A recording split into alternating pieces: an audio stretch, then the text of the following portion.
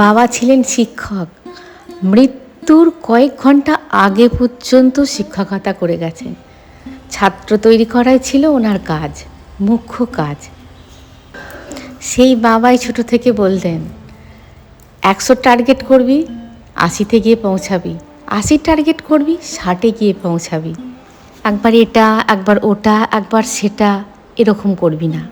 লক্ষ্য স্থির রাখবি, দেখবি সাকসেস একদিন ঠিক আসবে। গতকাল রাত থেকেই মনে হচ্ছে আগামীকাল রামনবমী। মনটা একটু খারাপ আছে। ওয়াইফাই একদম চলছে না, আমার নেট চলছে না, যেটা নিয়ে আমার বর্তমান কাজ, বেশ কিছুটা সময় জুড়ে কাজ, সেইখানেই বিরতি টেনে দিয়েছে ভগবান। তবু তো হাল ছাড়লে হবে না, চলতে হবে। আরে একটা এসেছে, দুটো তো আসেনি। হ্যাঁ, এই মাত্র এলো, আমি দিয়ে দিচ্ছি, দাঁড়া। সুপ্রভাত বন্ধুরা, কেমন আছো সবাই? বংশ্রাবণী নতুন একটা ব্লগে তোমাদের সকলকে স্বাগত।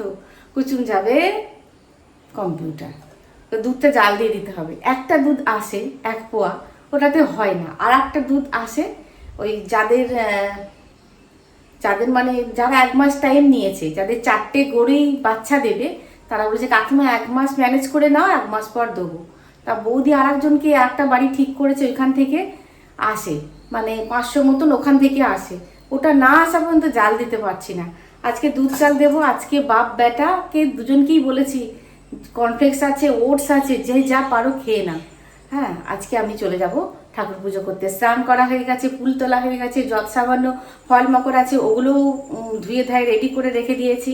এখন বাগান একটু ডাকছে, হ্যাঁ, যেতে যেতে বলছে প্রভু। উনিও বেরিয়ে যাবেন, দুধটা জাল দিয়ে দেবো, ওরা দুজনেই খেয়ে বেরিয়ে যাবে, আর আমি ওদিকে পুজো আর্চা করবো, তারপরে রান্নাবান্না হবে। কেন সবাই আজকে দুপুরবেলায় একসঙ্গেই খাওয়া দাওয়াটা হবে, বুঝতে পেরেছো? রামনবমীর অনেক অনেক ভালোবাসা, অনেক শুভেচ্ছা। কিন্তু রামবাবু পরিস্থিতি ঠিক রাখছে না।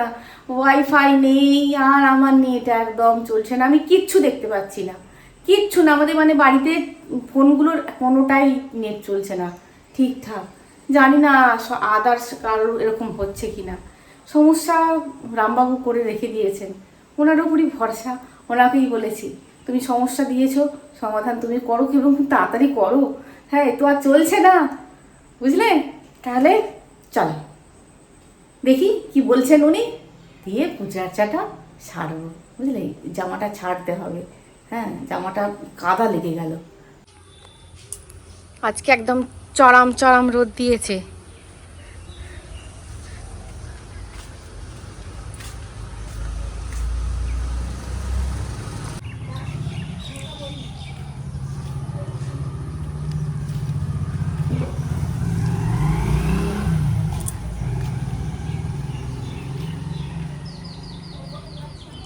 নোটে সাইকেল সাদা নোটে তো, সাদা নোটে তো, লাল নোটে, লাল নোটে চালাবে কিছুটা।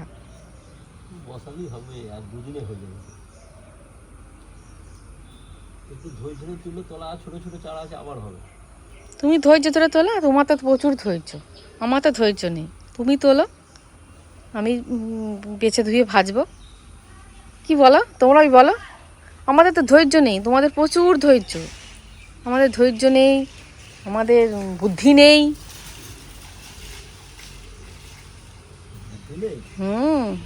আমাদের বুদ্ধি নেই, আমাদের ধৈর্য নেই।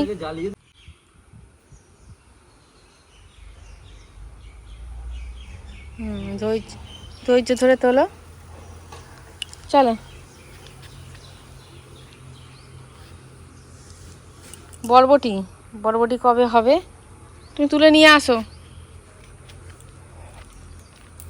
আমার রজনীগন্ধার, এই যে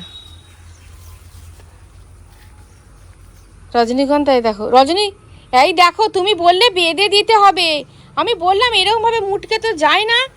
এই দেখো রজনীগন্ধা এখানে ভেঙে গেছে। হ্যাঁ, এমনি এমনি ঘরে নিতে, এ মা, ছি ছি ছি ছি, যা, কতখানি হতো, ছি ছি ছি, ব্যাস। গোপালবাবুর চরণে যাবে, কিন্তু অনেক কটা ফুটতো, সবে 2টো ফুটেছে। আমি তাই বলি এরকম ভেঙে ভেঙে কী করে গেল? এই তুলতে গিয়েই ভেঙে গেছে। এখানে যাতায়াত করতে গিয়ে এই টমেটো তুলতে গিয়ে ভেঙে ফেলেছো, তুমিই ভেঙেছো। তার মনটা খারাপ হয়ে গেল।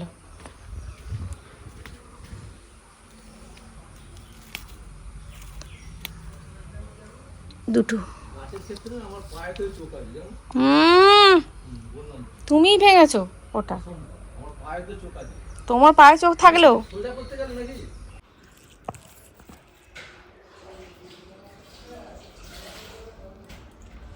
এ দুটো থাক, এ দুটো প্রসাদ হিসেবে দেবো। গোপালবাবুকে বলবো এবছর স্ট্রবেরি খাওয়া শেষ, আবার সামনের বছর খাবে, আর হবে না স্ট্রবেরি। আমি যদি ভাবি যে আমি সবাইকে খুশি করব, সবাইকে খুশি করে রাখবো, তাহলে সে ভাবনাও ভুল, আর এটা হয় না, এটা চিরদিন হয় না, সবাইকে খুশি রাখা যায় না। বেচারি তুললো ধৈর্য ধরে অনেকক্ষণ ধরে শাকগুলো তুলতেই হতো, সেইটাই আমাকে দেখানোর চেষ্টা করছে, দেখো আমি শাক তৈরি করেছি, যেন মনে হচ্ছে ও বাগানে শাক তৈরি করেছে আর ওর বউ দেখেনি। আসলে এই একটা পাওনা, যে বউ বলবে হ্যাঁ সত্যি খুব সুন্দর হয়েছে বুঝতে পারলে।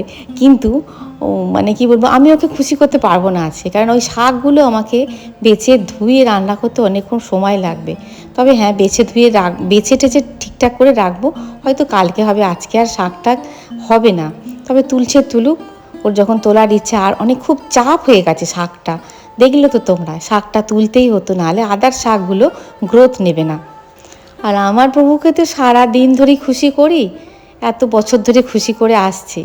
আজকে সবাইকার প্রভু যিনি, তার আজকে জন্মদিন, সুতরাং আজকে আমি শাক নিয়ে বসে থাকবো না, যৎসামান্য উপাচার দিয়ে একটু সময় নিয়ে পুজো করব, যাতে ভালো লাগাটা তৈরি হয় দিন শেষে। প্রভু, অনেক ব্যস্ততার মধ্যেও তোমার কাছে এসেছি, বলবে কৃতার্থ করে দিয়েছিস আমার কাছে এসে, তাই তো কিন্তু আমরা দেখবে সারাদিন ব্যস্ততার মধ্যে যদি স্পেশাল দিনগুলো একটু আধটু এরকমভাবে একটু সময় নিয়ে কাটাতে পারি এই ঠাকুর ঘরটাতে, তাহলে মন্দ কি, ভালোই লাগে। দেখবে দিন শেষে এমন একটা সুন্দর ফিলিং তৈরি হয় না, মনে হয় যেন না, কিছু একটা করলাম, কিছু একটা ভালো জিনিস করলাম। তবে হ্যাঁ, সংসারী মানুষ, সংসার করাটাই হচ্ছে সব থেকে ভালো জিনিস, এটা গীতায় বলা আছে। সংসার আর সাধনা দু পথে চলে, কিন্তু সংসারের থেকে তুমি যদি একটু সাধন ভজন করো, সেটা কিন্তু খুব কঠিন। এটা তো আমরা সবাই জানি, আমাদের রামকৃষ্ণ পরমহংসদেব বলে গেছেন। উনি বলেছিলেন, সংসার করছিস, সংসারটাই মন দিয়ে কর না, দেখ না, ওখানেই খুঁজে পাবি তোর ভগবানকে।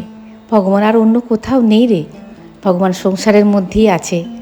তাই সংসারের থেকে সাধনা করা যে খুব কঠিন, যদি করতে পারিস, তাতে যদি তুই সিদ্ধি লাভ করিস, ভগবান বলবেন সংসার ধর্ম হচ্ছে সব থেকে কঠিন ধর্ম, তুমি হাজার চেষ্টা করেও কারোর মন পাবে না, তুমি করেই যাবে।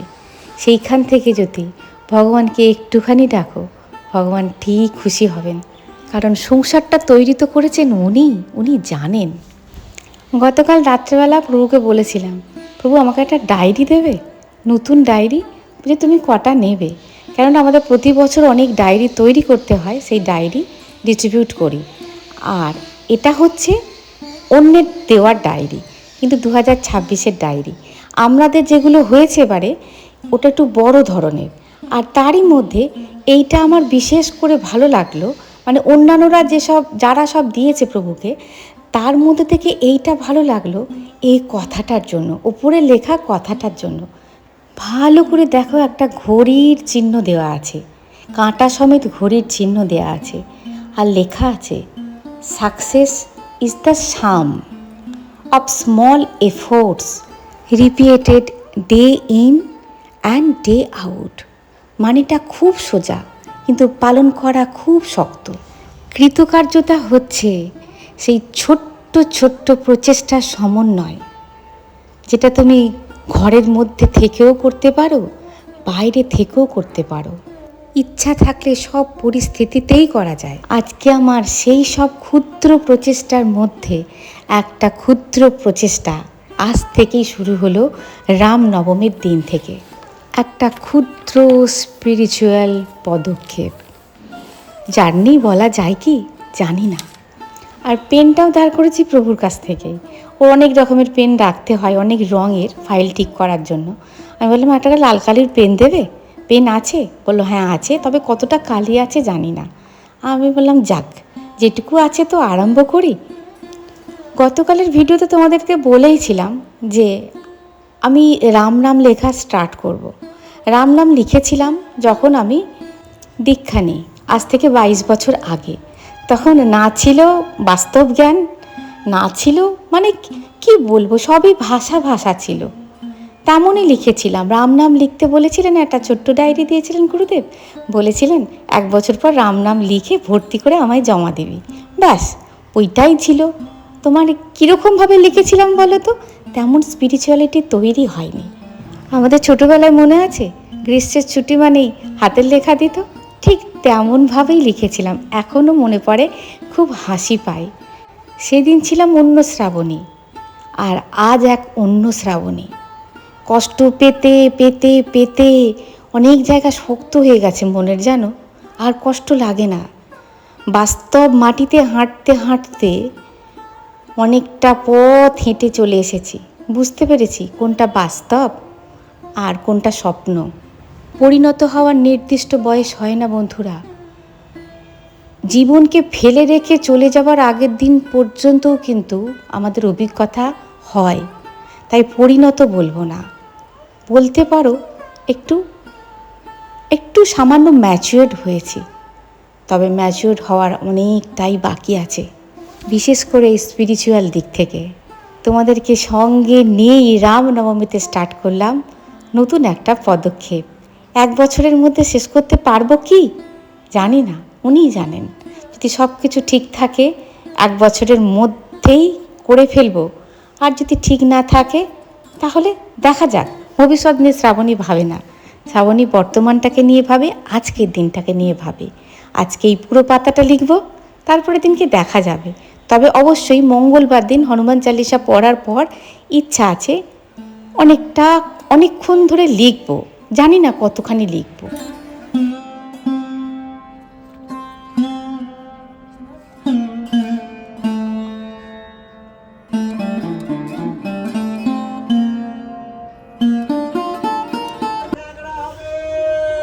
কাঁকড়া সমুদ্রের?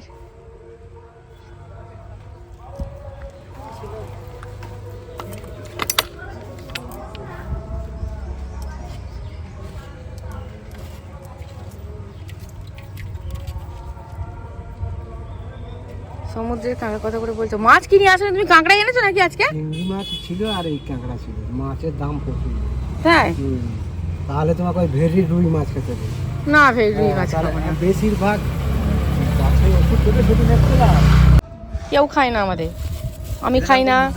হুম, না না, কত দীঘা বেড়াতে গেছিলাম, তোমরা তো জানোই। দীঘা বেড়াতে গিয়ে কুসুম খুব বায়না করেছিল কাঁকড়া খাবো। আর দেখো, তার আগে বলে নিই আজকে হবে শুক্তো, সমস্ত ভেজে নিয়েছি। আর এখানে মূলো, কাঁচকলা, বড়ি, আলু সব সিটি দিয়ে নিয়েছিলাম একটুখানি ভেজে। তারপরে মশলা দিয়ে কষিয়েছি, ফোড়ন দিয়ে মশলা দিয়ে কষিয়েছি। তারপরে ওই ভেজে রেখেছি যেগুলো, সেগুলো সব দেব।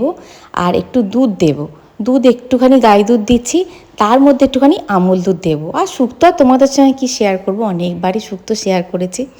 আর এদিকে দেখো, তাড়াতাড়ি করে আজকে করেছি তো, এই দানাগুলো ফেলা হয়নি, মানে উচ্ছের দানাগুলো তাড়াতাড়ি করে করেছি, এগুলো বাদ দিয়ে দিই, এগুলো আর ফেলা হয়নি। খুব তাড়াতাড়ি করে আজকে রান্নাবান্না চাপিয়েছি, পুজো আচ্ছা সারতেই অনেকক্ষণ সময় লেগে গেল। হ্যাঁ, যেটা বলছিলাম, কুসুম খুব বায়না করেছিল কাঁকড়া খাবো। তা আমি ওকে বলেছিলাম দেখ বাবা, কাঁকড়া না অনেক দিন থেকে এরা মানে ধরে ভেজে ভেজে রেখে দেয়, শরীর খারাপ হবে, খাস না। না কাঁকড়া খাবো, না কাঁকড়া খাবো। তারপরে যাই হোক করে একটা দিন ওই বেলুন টেলুন ফোটাতে গিয়ে মনটা অন্যমনস্ক হয়ে গেল ছেলের। তারপরের দিন আবার মনের মধ্যে উদয় হয়েছে আজকে কিন্তু কাঁকড়া খাবো, আজকে কিন্তু কাঁকড়া খাবো।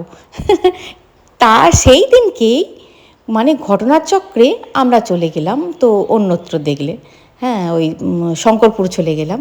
তারপরে এসে একটুখানি সি বিচটা ঘুরতে গেলাম, রাত্রেবেলা একটুখানি সি বিচটা ঘুরে আসি, তারপর দিন তো চলে যাব।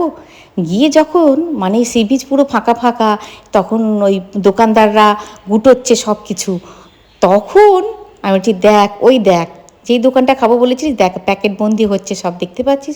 বলছি ওমা সব বিক্রি হয় না। আমি বলছি না খ্যাপা সব বিক্রি হয়, এগুলো যে কবে কতদিনকার ফ্রোজেন জিনিস, বাড়িতে যাবে আমি তোকে কাঁকড়া করে খাওয়াবো। আর আজকেই চলে এসেছে রামবাবু, আজকে ওর কপালে কাঁকড়া জুটিয়েছে।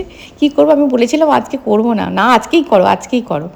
আর দেখো তোমরা অনেকেই বলেছো গরম মশলা দেয় না ইয়েতে শুক্তোতে, আমি কিন্তু গরম মশলা দিই, অল্প করে গরম মশলা দেবে, দেখবে টেস্টটা একটু বাড়ে। আর এখানে ভাজা মশলা করে নিয়েছি, ভাজা মশলা দেবো আর ঘি দেবো, দিয়ে নামিয়ে নেব। আর পরিমাণ মতন দিয়ে দিয়েছি চিনি, ব্যাস হয়ে গেছে শুক্তো। শুক্তো আর খিচুড়ি তুমি আমাকে রোজ দিলে আমি রোজ খাবো, আমার এতটাই ভালো লাগে। আজকে আমি অন্য কিছু খাবো না, তো এই শুক্তো দিয়েই সব ভাতটা খাবো। আর যদি পারি তো মায়ের একটু আচার নেব, ব্যাস। দুটো কাঁকড়া নিয়েছি, 50 100 টাকা নিয়েছে দুটোতে। আর বেছে ধুয়ে এই পরিস্থিতি এসেছে। তবে আমাদের এই যে পুকুরটা দেখছো, এই পুকুরটাতেও কিন্তু বর্ষাকালে কাঁকড়া হয়। সেই কাঁকড়া ধরতেও পারি না, আর ধরলেও মানে কি বলবো বড় ছোট ছোট হয়, কিন্তু ওই কাঁকড়াও কিন্তু খেতে ভালো। আর ওই কাঁকড়া এক ধরনের হয়, আর এই কাঁকড়া এক ধরনের। ওই কাঁকড়া পেটের ভেতর কেমন একটা হলুদ মতন থাকে, এই কাঁকড়ার পেটের ভেতর আবার মানে কেমন ধরনের যেন। তবে হ্যাঁ, ছোটোবেলায় আমি অনেক কাঁকড়া খেয়েছি, এখন আর কাঁকড়া খাই না, বহু দিন কাঁকড়া খাই না। ছোটোবেলায় অনেক কাঁকড়া খেয়েছি। আর কাঁকড়া কেমন করে ধরতাম বলো তো, লাঠির মধ্যে একটা দড়ি দিয়ে দিতাম, মানে দড়ি ঝোলাতাম, তার মধ্যে একটা আলু বেঁধে দিতাম, আলু কেটে বেঁধে দিতাম, দিয়ে পুকুরের ধারে লাঠিটা পুঁতে দিতাম। ব্যাস লাঠিটাতে যখন একটু একটু টান পড়তো তখন বুঝতাম কাঁকড়া মানে ধরেছে, লাঠিটা ধরে তুলতাম আর কাঁকড়া উঠতো।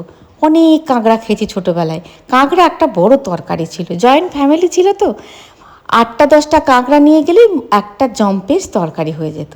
আর দেখো আদা পেঁয়াজ রসুন টমেটো, হ্যাঁ সব কিছু দিয়েছি, সব কিছু দেবো আর কি, দিয়ে কাঁকড়াটা করবো। আর এদিকে মাছ আলুর একটা তরকারি করছি। চলো কী কী রান্না করেছি দেখিয়ে নিই। এই দেখো হয়েছে শুক্তো, সে তো তোমাদের দেখালাম। শুক্তো আমার খুব পছন্দের একটা খাবার। আর এদিকে হয়েছে বাটা মাছ ছিল, একটু রুই মাছ ছিল, কটা ট্যাংরা মাছ ছিল, ওই দিয়ে আলু দিয়ে একটুখানি রসা কষা মতন হয়েছে। হ্যাঁ এটা ওরা খাবে, আমি আজকে খাবো না। আমার শুক্তো দিয়ে খাওয়া হয়ে যাবে, যদি ভালো লাগে তো খাবো। আর কাঁকড়া তো আমি খাই না, কাঁকড়া বাপ বেটা দুজনে মিলে খাবে। বাপ খুব একটা ভালো বাসে না, তবে আজকে বলেছে খাবো। যাই হোক আজকে হয়েছে এই রান্না, প্রভুকে বলেছি একটু দই নিয়ে আসতে, ব্যাস দেরি হয়ে যাবে করে তাড়াতাড়ি হয়ে গেল রান্না। সকাল থেকে টেনশান হচ্ছিল, মানে সকাল থেকে না কালকে থেকেই টেনশান হচ্ছিল যে সব ঠিকঠাক করে হবে কি না। বৌদির শরীরটা খুব একটা ভালো নয়, এই সব সময়ের মধ্যে পারবো তো পুজো আর্চাটা কমপ্লিট করতে পারবো তো। যাই হোক ওরা যখন বললো যে আজকে সবাই দুপুরবেলায় খাবো, ভাত খাবো একসঙ্গে, সুতরাং টেনশানটা আমার কমে গেল। আর তোমরা অনেকেই হয়তো রাগ করছো আমার ওপর কমেন্টের, মানে লাভ রিয়াক্টটাও পর্যন্ত দিচ্ছি না ইচ্ছা করে, ওইটুকু দিতে হয়তো পারি, কিন্তু কি বলবো, নেটের যা পরিস্থিতি, আর বারবার করে তোমাদেরকে আমি বলতে চাইছি না কি অবস্থা নেটের, বিচ্ছিরি এরকম নেটের অবস্থা আগে হয়েছে। ওয়াইফাই ছিল না, কিন্তু আমার নেট ছিল, আমার ফোনে নেট ছিল, ওটা দিয়ে যৎসামান্য কাজ করা যেত। এই নেটও থাকছে না। তোমরা অনেকেই কমেন্টে লিখেছো তোমাদের ওখানে ওরকম হচ্ছে, অনেকেই লিখেছো। যাই হোক আমি লাভ রিয়াক্টটাও কেন দিইনি বলো তো, দিলে ওইগুলো সব কমেন্টসগুলো সব পালাবে তোমার স্টুডিওতে, স্টুডিও বলছি সরি লাইব্রেরিতে পালাবে। আর আমাকে দেখতে গেলে, কমেন্টগুলো দেখতে গেলে আমাকে আমার ভিডিওটাকে ক্লিক করতে হবে, খুলতে হবে, তারপর আমি দেখতে পাবো। ওই জন্য স্টুডিওতেই রেখে দিয়েছি, বুঝলে, রাগ করো না। আশা করছি 1-2 দিনের মধ্যেই ঠিক হয়ে যাবে, কালকে সম্ভবত ঠিক হয়ে যাওয়ার চান্সটা খুব বেশি। বলেছিল তো আজকে ঠিক হবে, কই তো সেরকমই অবস্থা নেটের। আর একটা নতুন পদক্ষেপ আরম্ভ করলাম, ছোট্ট একটা প্রয়াস। প্রতিদিন করতে পারবো কি না জানি না। দেখো কোনো জিনিসটা যখন বাধ্যবাধকতার মধ্যে চলে আসে না, সেই জিনিসটা মোনোটনি এনে দেয়, একঘেয়েমি এনে দেয়। তাই মানে যেদিন দেখবো ফ্রেশ মাইন্ড, বেশ ভালো লাগছে, হ্যাঁ চলো অনেকটা লিখে ফেলা যায়, সেই দিন কি লিখবো অনেকটা। আর কম্পালসারি ডেট হিসেবে রাখছি মঙ্গলবার দিনটা, হনুমান চালিসা পড়বো, পড়ার পর রাম নাম লিখবো। দেখো একটা সেতু বন্ধন হলো। সেতু বন্ধন কোথায় হলো? যার রামকে খুশি করলেই কিন্তু হনুমানজিকে পাওয়া যাবে, আর হনুমানজিকে খুশি করলেও রামকে খুশি করা হবে। সুতরাং এটা একটা সেতু বন্ধন, বুঝলে? এটা সেতু তৈরি করব। জানি না কত দূর করতে পারবো, উনিই জানেন কত দূর আমাকে দিয়ে করাবেন। তবে হ্যাঁ, খুব ভালো লাগলো আজকে, জানো, যখন মুখে বলে বলে লিখছি রাম রাম রাম। দেখো, একটা হিন্দিতে কথা আছে, যে লিখতা হে ও দিখতা হে, বুঝলে? লেখার একটা আলাদা আলাদা কার্যকারিতা। কেউ ছোটোবেলায় পড়ার মুখস্থ করার পর বলে লেখ, তাহলে আরও ভালো মনে থাকবে। সুতরাং লেখার কার্যকারিতাটা অনেক বেশি বলার থেকেও, বুঝলে? জয় শ্রীরাম, জয় শ্রীরামচন্দ্র কি জয়। তাহলে ভিডিওটা এই পর্যন্ত, দেখা হচ্ছে পরের ভিডিওয়ে। খুব ভালো থাকবে, খুব সুস্থ থাকবে। আসি বন্ধুরা, টাটা, রাগ করো না।